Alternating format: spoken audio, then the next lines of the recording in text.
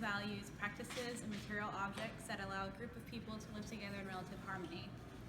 There are many elements within a culture which makes it impossible for one person to know them all, but most of us know the basic elements of our culture. The four basic elements of culture are value, norms, material objects, and symbolic culture and language. Alright guys, I'm about to be talking about values.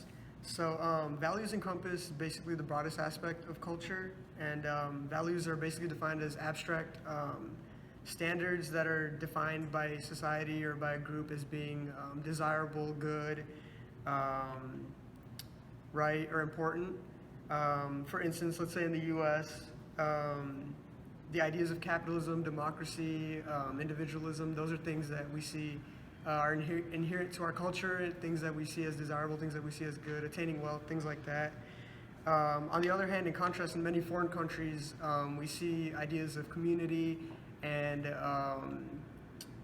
community as opposed to the individual, ideas of socialism, things that completely different from capitalism, things that we see. And those are, of course, all entirely different values that are based on those societies. But it's also important to note that values are not only seen on a macro societal scale. You can see it in, as acute things as your family or your household or your friend groups. So, for instance, in many South Asian and I guess basically Asian households, it's valued and almost desired that children seek a career in the STEM field and come home with, almost perfect scores. That's basically a value that's almost expected in households. So it's important to note that all in all, values are basically desirable things, traits and things by societies, but it's not only at the societal level. It can be as acute as in your household or in your friend group or just between you and your brother, something like that. Hey son, you had that math test last week, right? Do you know what you got? Yeah, I just got it back today. It was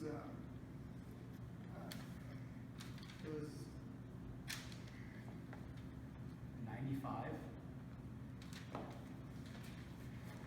Norms are informal rules that guide us in how we live and interact with other people in society. They differ from laws in that laws are written down, codified norms that are formally enforced through the government, while norms are enforced through positive and negative sanctions, which are people's general reactions to what you do. Norms exist on an informal spectrum from folkways to mores. Folkways are relatively minor norms, while mores are more important major norms. An example of a folkway is the norm to cover your mouth when you sneeze. If you don't, you might get some dirty looks, but it's a generally minor negative sanction. An example of a more would be the policy to not text in class.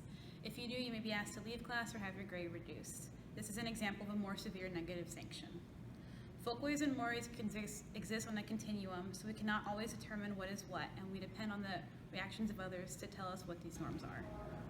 Excuse me, young man. Are you texting my class? What? Are you texting? No, I was just looking up here on the table. Really? Yeah. On messages? Yeah, my friend sent me a picture of it. We were Okay. just discussing it over at group. Is that cool? Or? Not really. I'd really appreciate it if you just left my class. Oh. And never come back. Ever? Never. Alright, bro. Thank you. Exterior oftentimes reflects the interior. Now, some examples of exterior culture, material culture, is Western wear, traditional wear. That's how those terms come about. Also, everything is bigger in Texas. Also, a cultural aspect of Texas. Now, for non-material culture, it's more about the beliefs you hold. For example, whether you believe in a monotheistic religion or a polytheistic religion. And that's basically communism, capitalism, things like that. All right, guys. Yeah, bro. Aren't those like 120 or something? I just copped these, bro. Really? Yeah, it was actually a tough decision. I was thinking about buying some Skechers, but Dang. I went with these. What you think, bro? Bro, they're so fly. I heard they're like sold out like at every Foot Locker. You already know. Can I see them? Go ahead, bro. Yeah. Hey, watch out. Be careful though. They're Jordans. Symbolic culture includes the opposite of material culture. Symbolic culture contains the intangible aspects, such as values and norms. There's no clear line between material and non-material culture because both intertwine. For example, When buying a car, instead of buying a car, people usually look at it as buying American, Japanese, Korean, etc. So there's a sense of patriotism when buying a car. The same can be said about sneakers. When buying a sneaker, you buy the brand, you don't essentially buy the functionality. So people tend to buy Nikes and Adidases over Skechers. Language is defined as the set of meaningful symbols that enables communication. Language allows for communication within a culture and allows for storage and development of a culture. Language is always changing, and new words are always being made, such as spam, hashtag, selfie, etc. Since language transcends all cultures, brand names have to be changed to keep the correctness in check. For example, the popular American search engine Bing had to be changed to Being in China because Bing in China essentially means disease. Communication may be too different because people's backgrounds and values may be too different, as language transcends, like I said, all cultures. Mo, which one should I get? Should I get these Skechers or these Jordans?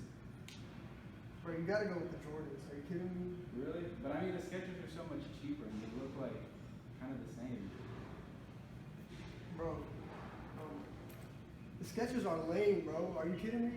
Really? Yes. So I need the Jordans? Yes, you need. Everybody has the Jordans. Everybody's getting the Jordans. How you gonna buy the Skechers? You know, bro, you're right. See? Jordans it is. I got you, bro. Bullseye.